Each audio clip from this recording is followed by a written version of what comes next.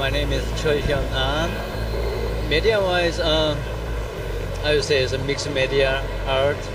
Yeah. I'm using lights and mirrors, so it makes infinite space. And I can see here, let's look at one of the pieces. And what I think, it was striking for me to look at it, that all the pieces, although they are flat pieces, they have a lot of depth, and it looks like you can look into the future. Something like that, right? Yeah, spiritual travel or something like that, yeah. Yeah. I put two mirrors facing each other, and bank mirrors I scratched out Yeah. using some router tools. So the lights came out from the scratched part. So the lights bounce each other between the two mirrors. It makes infinite space. Same as This is another interesting piece. yeah, Looks like toners. you can forward it, but the actual depth is maybe like half a meter. But it looks like you can go 3 meter under yeah, the ground. all the way down. Yes, same principle. Two mirrors facing each other, and what you see in the front is a people call the one-way mirror. Yeah. You can see it through it. The other side is still mirror quality only. So basically, two mirrors facing each other bounce each other, repeatedly. So it makes infinite space. Especially this one, I inspired by the light sculpture artist Dan Flavin. Yes. So as you can see, the two cross fluorescent lights. Yeah. It It looks makes like a it Vivian painting too, to reflect about the country where I'm from.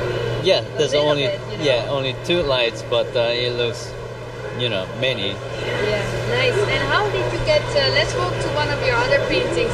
How did you get the idea for making this type of art?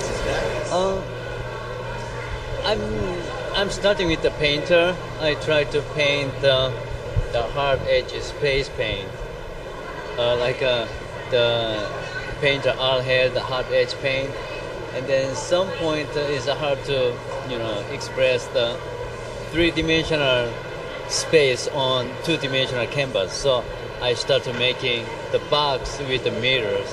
So this one is a series of boxes. This one is at number 21. So the same principle, but this one backside the mirror I tilt it a little bit, so two different directions it's going. So you love to be on the roads. Yeah. All your artwork shows roads and depths, and right. This is nice. You use different colors here, and you can also look into the art. And this is another version of the first one we saw.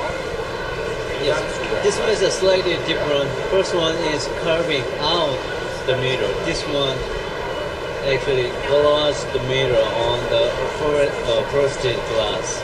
Yeah. But same principle. Very nice. And then we have one here. We can look into the ground again.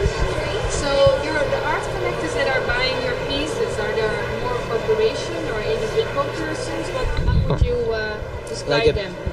big scale, the large one usually goes to the museum and public collection. Yeah. And like this one's a residential size. You can go residential or private collection. So what is the biggest piece you ever made? Would you consider this the biggest piece you ever made? Or do you have made big? This was big size. The biggest one is 8 by 10 foot. It's called the Infinite Garden. Yeah. I made the garden inside the box, so it makes infinite garden. Wow. And do you have any future plans for like a masterpiece? Do you want to collaborate maybe with architects? I can imagine this could be great as a whole front wall of a building, something like that. Possibly. Right? So you will call me if you have something like that finished, and we interview you again in front of that building. Yes. I like to live in that building, or at least work in it. So thank you so much, and it was a pleasure interviewing you. Thank you. Good luck with all your work and your brilliant mind. Thank you very much.